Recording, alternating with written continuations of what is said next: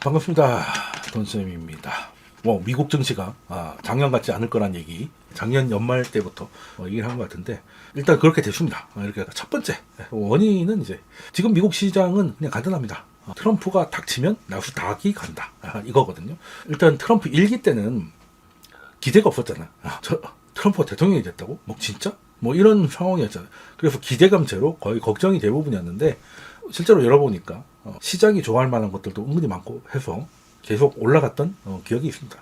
그래서 1기 때 기억이 좋다 보니까 2기 때는 당연히 당선 가능성이 높아지면서부터 기대감이 시장에 녹아났던 것도 분명하고, 그런데 그 기대감이라는 건 어떤 것이냐, 첫 번째 감세가 될 것입니다. 35% 정도에 이르렀던 법인세를 이제 20%로 줄이고, 그리고 소득세 부분에서도 굉장히 완화가 있었죠. 세금이 줄어든다는 것은 그 즉시 가처분 소득이 증가하는 것이기 때문에 자극하는 효과가 굉장합니다. 문제는 그만큼 이제 나라가 적자를 보니까 그렇게 쉽게는 못한다는 것인데, 어찌됐든 당시 미국은 세율이 좀 높은 편이라서 낮출 만한 여유는 좀 있었는데다가, 게다가 물가에 대한 우려도 없었고, 그리고 국가 부채에 대해 비중도 지금보다 훨씬 걱정이 없는 수준이었으니까 훨씬 좀 편했는데, 근데 이번에는 1기 때 기억 때문에 이 기대감은 시장이 좀 많은 상황에서 트럼프도 감세라든가 규제 완화라든가 시장이 원하는 것들 할 겁니다. 그런데 1기 때처럼 바로 하기에는 상황이 안 된다는 것이죠. 말씀드린 대로 인플레이션도 트럼프 1기 때 물가 걱정하신 분 아무도 없지 않습니까? 그때는 글로벌 디플레이션을 어떻게 탈출하냐, 난 게 연준의 고민이기도 했고, 웬만한 경제학자들의 고민은 이 글로벌 저성장의 고착화를 어떻게 이겨낼 것인가. 어딜 가나 좀 배우신 분들이 모임 그런 얘기를 했거든요. 그때는 인플레를 원한다, 인플레를 봤으면 좋겠다. 지금하고 완전 다른 세상이었습니다. 그때는 재정정책을 써야 된다고 연준에서도 대놓고 얘기를 했어요. 의회가 도와줘야 된다. 저도 그때 강의할 때 재정을 너무 장보고 있는 거 아닌가, 좀 해야 되는 거 아니냐, 이런 얘기를 많이 했던 기억이 납니다. 1기 때하고 2기 때하고 분위기가 다르니까. 선거 때 트럼프가 생각보다 낙승을 했지 않습니까? 그리고 레드 수입을 했다. 의회까지, 백악관까지 다 휩쓸었다라고 하는데, 근데 지금 두석인가 밖에 차이가 나지 않아서, 지금 엄밀히 말하면 상하원이 다 이제 공화당이 주도한다 하더라도 주도력이 좀 떨어져 있는 상황입니다. 그래서 예산 감세같이 돈 관련 문제에 있어서는 예전보다 장악력이 좀 떨어졌어요. 그리고 예전 감세 추진할 때 거의 3분기 정도 걸렸거든요. 1년 조금 안 되게 걸렸어요. 그때 당시에도 공화당에서 반대가 좀 있었습니다. 공화당은 재정 균형을 중요시 하잖아요. 작은 정부니까. 근데 이번에는 그때보다 더 강경해졌습니다. 그러니까 시장의 기대는 당연히 공화당이 상하원을 다치고 있고 트럼프가 공약으로 내걸었으니 당장 달릴 것 같았지만, 실제 지금 감세를 하기 위해서는 프리덤 코커스가 많게는 한 20명 가까이 돼요.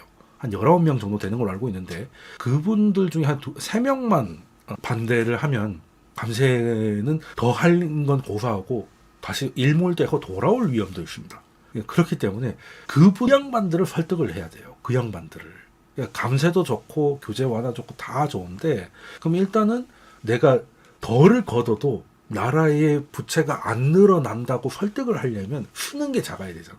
그래서 머스크 데려와가지고 도지니 뭐니 만들어서 지금 여기저기 돈을 썰고 있죠.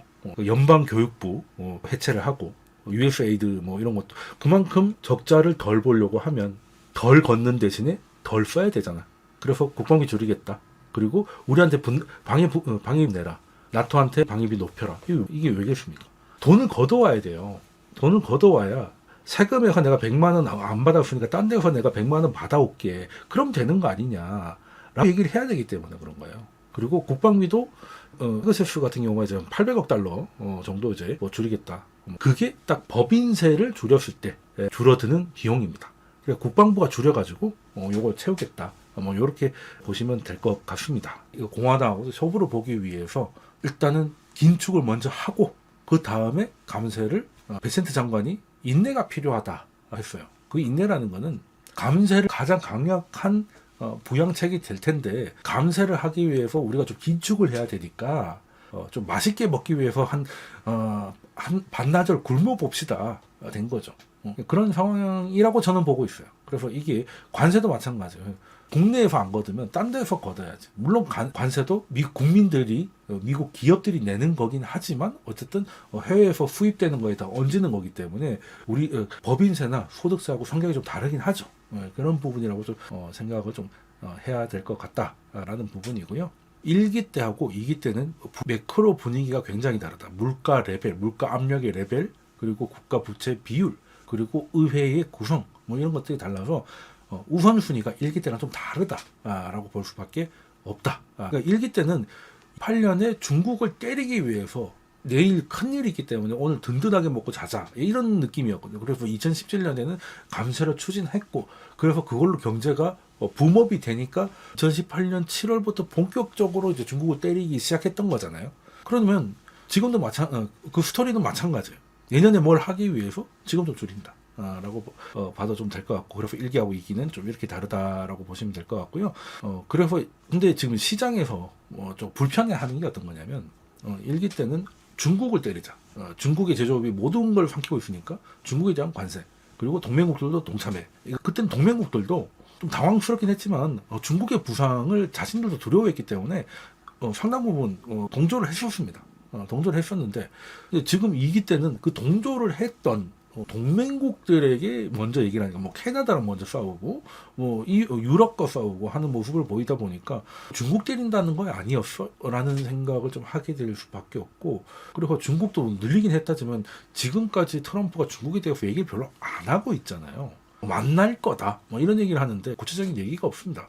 어제 자동차에 대한 이야기로 오늘 GM 빠지고 있던데 그런 것들 때문에 시장이 실망이 커졌다라고 봐야 될 것 같은데요. 자 그러면 1기 때하고 2기 때를 비교해서 설명을 드리고 있는데 1기 때는 굉장히 좀 시끌벅적했습니다. 그 전까지는 미국도 굉장히 친중적인 행보를 보여왔죠. 오바마 행정부 때도 마찬가지였고 시진핑하고 만났을 때 그 지금의 미국의 모습하고는 좀 달랐습니다. 왠지 뭐 미국이 중국한테 뭐 잘 보이고 싶어 한다는 느낌도 없잖아 좀 보였고 그리고 당시에 미국에 잘 나가는 사람들도 홍콩이나 상하이 국제학교에 자녀들을 보내가지고 중국어를 배우고 중국어로 말을 유창하게 하면 자랑을 하고 중국을 진짜 거대한 가능성의 대륙으로 이제 봐왔던 시절이 꽤 됐었다 보니까 미국에서도 그랬다는 거죠. 근데 문제는 중국이 너무 나가게 돼서 중국에 대한 반감들이 슬슬 생겨나는 상황에 그걸 캐치해서 대통령이 된 트럼프가 본격적으로 임기를 시작하면서 2년차 접어드니까 소위 말하는 무역 분쟁으로 중국을 견제하기 시작을 했는데 굉장히 시끌벅적했죠. 드디어 이제 미중의 갈등이 본격화된다. 지금까지는 좋은 게 좋은 거라고 했는데 이제 본격적으로 대결하게 됐고 그리고 이제 뭐 유럽이 됐든 어디가 됐든 동조를 하던 아니면 우회로에서 뭔가 새로운 기회를 찾던 세계의 공급망 질서를 굉장히 많이 바꿨는데 결국에 그 난리를 치고 나서 미국은 원하는 걸 얻었느냐는 거예요. 그렇진 않습니다. 나름대로 열심히 했지만 목표는 일단 대중무역 적자 해소였잖아요. 줄어들지 않았습니다. 미국 전체의 무역 적자를 보더라도 여기 보시면은 흑자로 전환된 부분은 에너지입니다. 에너지. 기름이 나가지고 세일 오일 해모이 나와가지고 그 외에 제조업에서 만든 공산품들의 적자는 이건 전체의 비율이거든요. 더 올라갑니다. 요때쯤에 시작을 했는데 결과적으로 더 올라가 버렸죠. 잠깐 빠지는가 했더니 다시 올라가 버렸습니다. 요것도 사실 따지고 보면은 다 우회로 이런 걸 해보면 더 확대됐다라고 볼 수밖에 없고 요때 2018년 7월부터 미국이 때리니까 뭐 중국도 처음엔 비슷하게 가요. 처음엔 비슷하게 때리다가 나중에 이제 미국이 점점 키워가니까 중국은 미국한테 수입하는 게 그렇게 많지 않다 보니 이게 사이즈 차이가 좀 나기는 했는데 그래서 1기 때 2018년 7월부터 중국으로부터 오는 수입품에 대해서 40억 달러 규모의 물품에다가 25% 관세를 부과하는 것으로 일단 시작을 하죠. 요걸로 시작을 했는데 그래서 총 5 여기는 4개가 나있는데 5 정도가 발표가 됐고 그래서 중국의 평균 관세율 모든 걸 다 합쳐봤을 때 평균 관세율은 이전에 3점 정도였다가 2019년 정도로 오면 3%까지 거의 가까운 상승을 좀 보이고 있고 그리고 관세가 부과되는 그 항목도 확대가 돼요. 그래서 예전에 한 8% 정도였다가 2020년 가까이 되면은 97%로 거의 대부분의 중국 상품이 관세를 부과받게 되었다라는 것이고, 그래서 더 이상 관세 부과를 하지 않기로 합의한 게 2019년 12월 말이었으니까 그 이후로 추가는 하지 않다가 지금 트럼프 2기가 오면서 10%더 얹고 뭐 10%더 얹겠다 이런 얘기가 나온 거예요. 그래서 이렇게 열심히 했는데 결과적으로는 줄진 않았다. 줄진 않았고, 이거는 뭐 너무나 당연한 겁니다. 왜냐하면 미국은 거대한 소비 시장을 갖고 있다. 그 말은 수요는 많다는 것인데 수요에 비해서 공급 능력이 안 되잖아요. 자기들이 만들 수가 없잖아요. 그러니까 중국이 됐든 어디가 됐든 수입해서 쓸 수밖에 없는데 중국만큼 만드는 곳이 없다 보니까 방법이 없는 거죠. 그러니 이게 원래는 트럼프 1기 때도 1기 때 목표는 중국을 때려서 중국으로 넘어간 좋은 양질의 일자리들이 다시 미국 러스트벨트로 와가지고 그레이트 어게인을 하려고 했는데 엉뚱한 뭐 멕시코라든가 캐나다라든지 베트남이라든지 인도라든지 중국 주변이거나 혹은 미국 주변 국가들만 오히려 그레이트 어게인이 되고 미국은 결과적으로 이 모든 걸 주도하고 그렇지만 원하는 걸 얻지 못했다라고 꼭 판정을 할 수밖에 없어요. 그러면 1기 때 실패를 했으니 2기 때는 좀 더 업그레이드를 해서 좀 해야 되지 않을까 고민을 한 4년 동안 했겠죠. 자기는 이제 부정선거로 졌다고 생각하니까 다음 선거엔 당연히 이길 거라고 생각을 하면서 4년 동안 차기 그 대선과 그 임기를 준비했을 텐데 관세 정책도 중국을 직접 때리는 거 가지고는 한계가 있겠다. 그러니까 중국이 피해를 보는 거보다 미국이 감수해야 될 게 더 많을 수도 있고, 그리고 여기에 효과가 일어날 수 있다는 생각을 좀 하고 업그레이드를 좀 한 것 같아요. 그러면 애시당초 중국을 왜 때렸냐? 애시당초 왜 이 난리를 왜 했냐?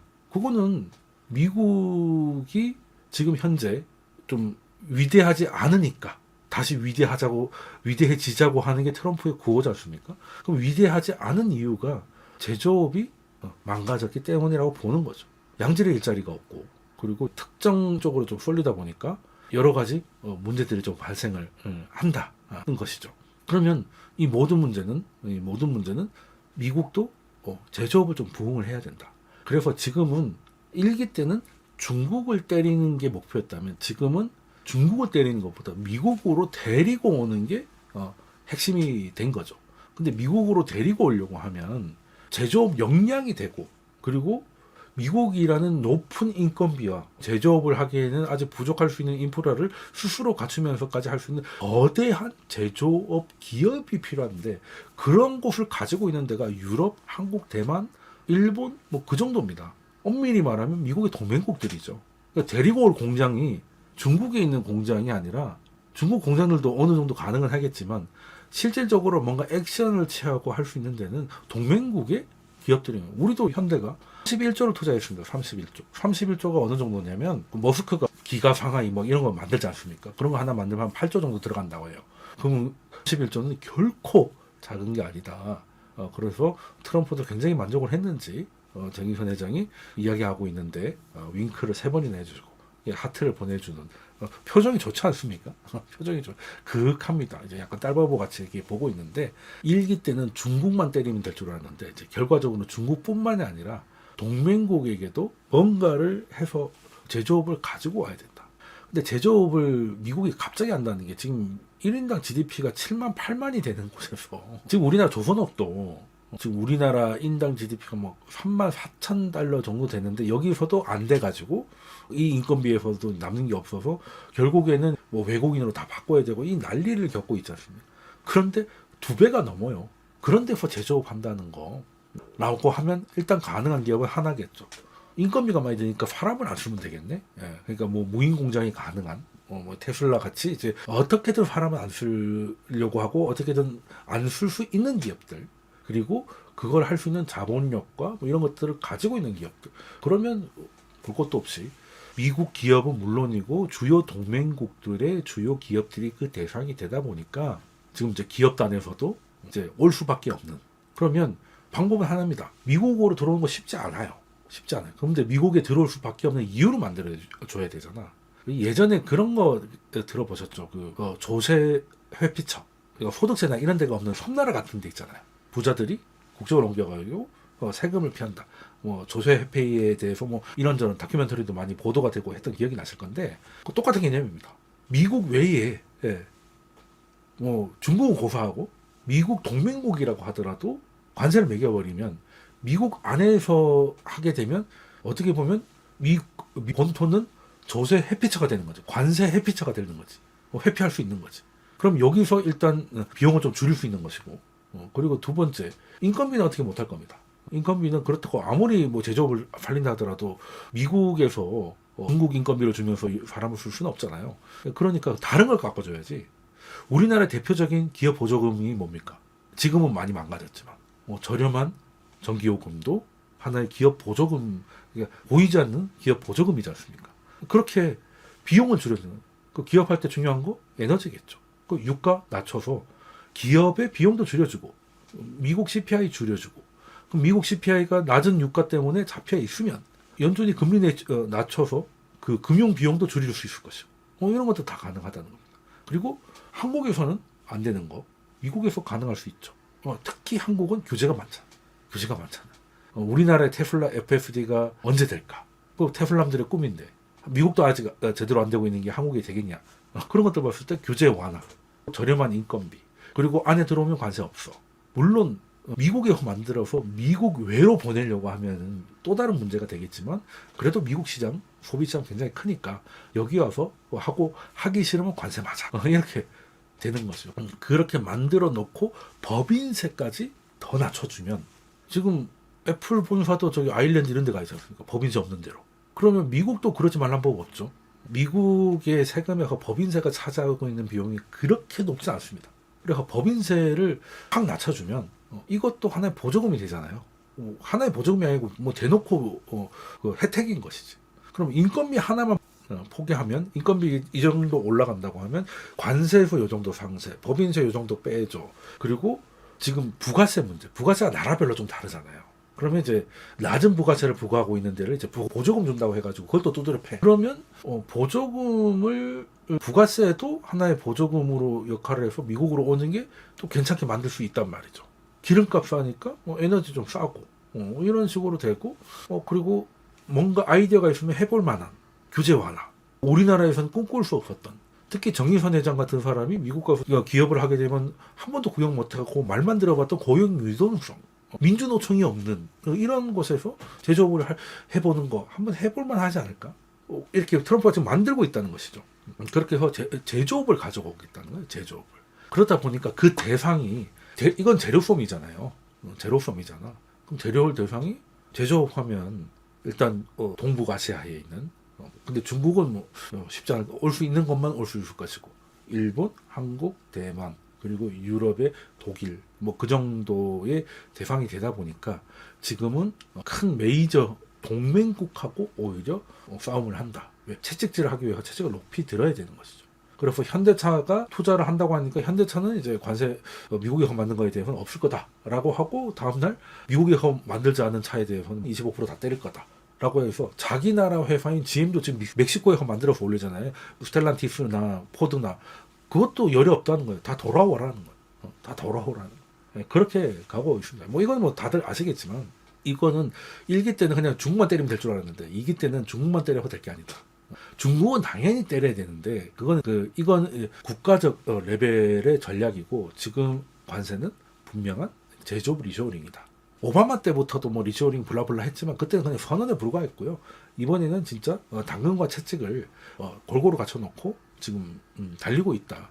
그래서 이걸 하는 동안에는 시장도 흔들릴 것이고, 말 한마디에 왔다 갔다 할 것이고, 지금도 그렇지 않습니까? 트럼프 한마디에 올랐다가 한마디 하면 내려가는 이런 변동성에 노출돼 있고, 미장도 마찬가지고요.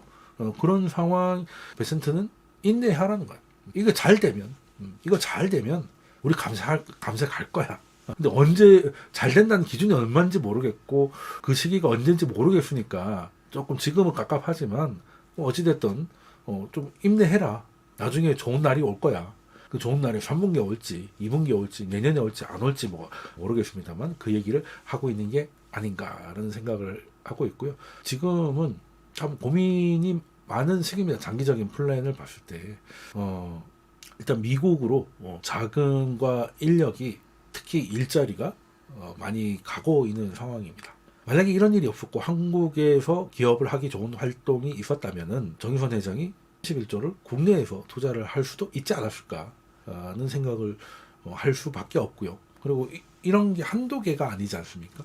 예, 그런 것들이 그 많은 일자리들이 이제 미국으로 가게 됐다는 것도 좀 고민을 좀 해볼 문제고, 그럼 또 역으로 그럼 미국이 최고네? 라고 생각할 수도 있지만 지금 제조업을 부흥시키려고 하잖아요.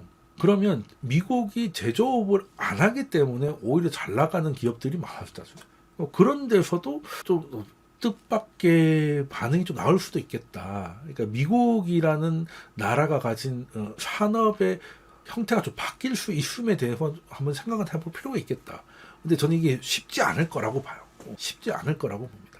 그리고 미국으로 가서 관세 피하고 이런저런 좀 혜택 좀 받고 여러 가지 트럼프가 주겠다는 당근을 취하는 것까지는 좋은데, 그래도 미국에 일자리가 들어가고 공장이 지어졌으면 그게 잘 돌아야 되는데, 아무래도 미국 안에서만 소비하는 거는 그래도 한계가 있을 테니까 미국 외로 수출이 나가야 되는데요. 이렇게 되면 미국으로 못 갔는데 미국으로 수출을 하면 관세 때문에 미국 말고 비미국 쪽으로 수출하고 있는 기업들이 많을 거 아니겠습니까? 대표적으로 중국이 있겠죠.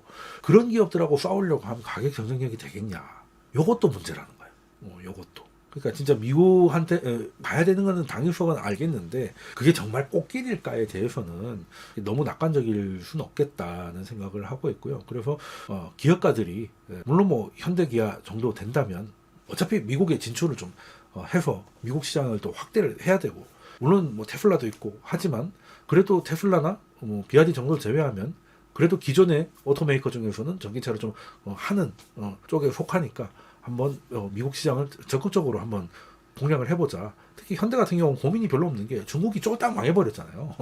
이번에 상하이 모터쇼에 가지도 않거든요. 고민이 필요 없잖아. 이재용 회장이면 고민이 좀 필요하지. 중국이 완전히 놓을 수가 없을 테니까. 그런데 뭐 정용 회장 같은 경우는 중국 고민할 필요가 없어요. 깔끔하게 망했거든. 여기는 제껴놓고 미국에 가서 파이팅 하자 할 수 있다. 그런 기업들은 얼마든지 가능한데, 그게 아니라 좀 이도저도 아닌 상황의 기업들은 얼마나 결단을 할지. 그래서 트럼프는 어디까지를 끌어모았다가 이 정도면 됐다 하고 이제 다음 스텝을 넘어갈지가 이제 핵심이다라고 이제 좀 말씀을 드리고 싶습니다. 그게 언제겠느냐? 저도 모르죠. 지켜보면서 신호가 나오면 알려드리도록 하겠습니다.